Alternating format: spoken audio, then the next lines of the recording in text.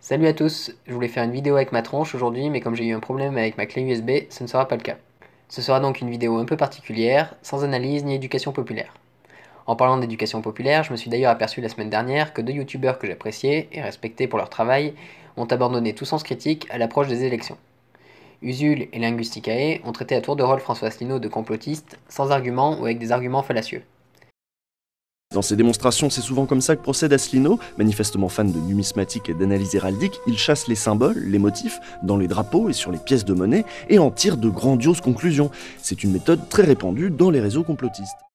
Aujourd'hui, certes, ce mot est utilisé péjorativement contre les agitateurs de foule et les désinformateurs de premier ordre, comme les complotistes ou les extrémistes. Une attaque gratuite qui montre selon moi au moins une chose. Asselineau les inquiète. En effet, il n'attaque pas Jean Lassalle ou Jacques Cheminade qui ont pourtant des discours tout aussi incohérents, pour ne pas dire plus sur plusieurs aspects. Et pas besoin de chercher bien loin d'où vient cette inquiétude. Il n'y a qu'à aller dans la rue pour observer la force militante de l'UPR, avec le nombre d'affiches collées, ou être adhérent de l'UPR pour observer le soutien des passants envers le discours raisonné et sage de François Asselineau. Usul et Linguisticae sont visiblement, et je ne pense pas qu'ils s'en cachent d'ailleurs, de gauche. Ils ont donc peur que François Asselineau fasse de l'ombre à leur candidat, que je suppose être Jean-Luc Mélenchon. Et au vu de ces attaques gratuites, je voudrais juste faire un appel aux électeurs de tous bords. Allez à l'origine des choses. Consultez les avis de plusieurs youtubeurs ou personnes publiques sur François Asselineau. Allez sur le site de l'Union populaire républicaine, upr.fr. Regardez les vidéos de François Asselineau, son programme, ses analyses et interrogez-vous. Est-ce du complotisme? Est-ce un mouvement sectaire? Ou est-ce juste ce que les gens attendent? Je peux vous assurer que des millions de Français vont voter pour François Asselineau à ces élections. Ne tenez donc pas compte des sondages qui veulent vous faire voter utile. Le seul vote utile est celui de conviction, car dans tout autre cas, vous échangez la peste contre le choléra, mais ne réglez aucun problème. Vous ne voulez pas de Le Pen et de son racisme, de Macron et de sa platitude, de Fillon et de son immoralité, ou de Mélenchon et de ses ambiguïtés, alors je vous conseille de voter pour François Asselineau. Je n'aime pas idolâtrer quelqu'un et je ne vais pas le faire ici. Mais cet homme est certainement celui qui mêle au mieux l'amour de la France, de sa population, de ses richesses, et la compétence pour diriger le pays, éviter des guerres injustes et illégales, ou encore redresser les finances du pays. Je me répète, mais étudiez son programme. Vous comprendrez qu'il est bien plus rassembleur qu'Emmanuel Macron et ses bourdes monumentales, telles que celle sur la colonisation qu'il assimile à un crime contre l'humanité, qu'il essaie ensuite avec la complicité des médias d'atténuer. François Asselineau rassemble sur une urgence qui est la récupération de la souveraineté, là où Macron va simplement chercher des votes à gauche, à droite, au centre, en tenant le discours le plus arrangeant possible. Vous comprendrez également en étudiant son programme qu'il est bien plus attaché à la protection des services publics français, à l'indépendance de la France, à la séparation des pouvoirs, que des candidats tels que Mélenchon ou Le Pen. Il propose ainsi de renationaliser des infrastructures stratégiques, telles que les réseaux d'eau, d'énergie, de transport, d'information, ou de sanctuariser dans la Constitution le droit à la sécurité sociale. Cette initiative est même saluée par les communistes de la première heure.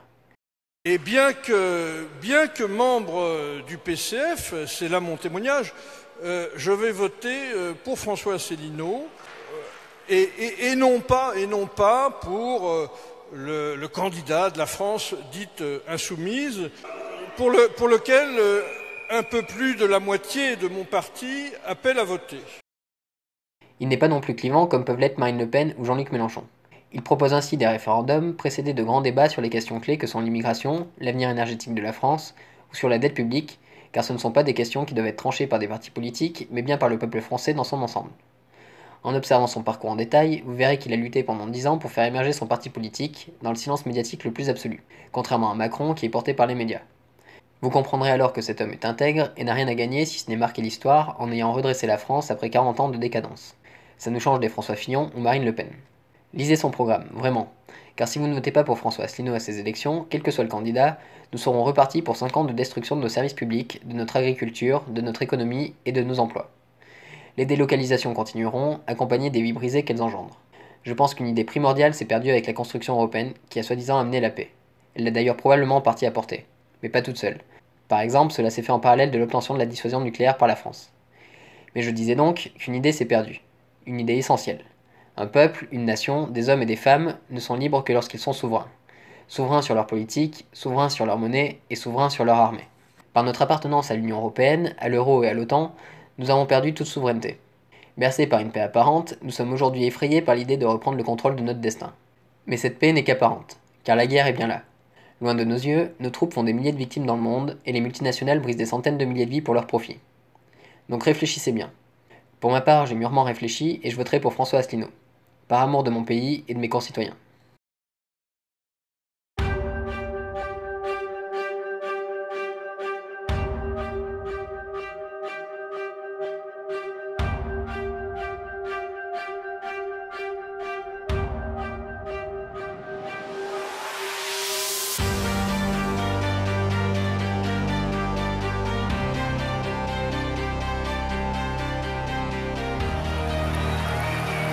Je pense qu'on est dans un moment historique. La commune, la France ne sont pas à vendre. Disparition complète de la France dans l'Europe. La France libre. Vive Brexit.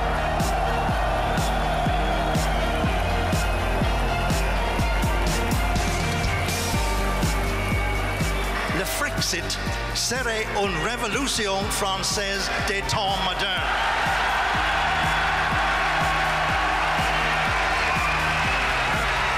Vous m'avez donné de l'espoir. Merci François Asselineau. Pour aller au fond des choses. Quelqu'un qui ne me prend pas pour un imbécile. Le monde entier est en train de regarder la France, qui est un symbole de liberté, d'égalité, de fraternité. Notre langue est si belle et si riche. N'ayons plus peur et reprenons notre indépendance. Vive Hubert!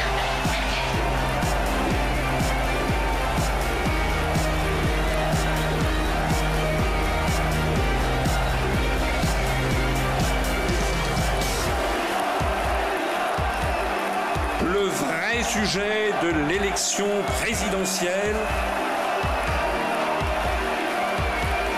c'est l'indépendance de la France. Je suis le seul candidat du Frexit. Nous n'avons pas le droit de laisser détruire la France.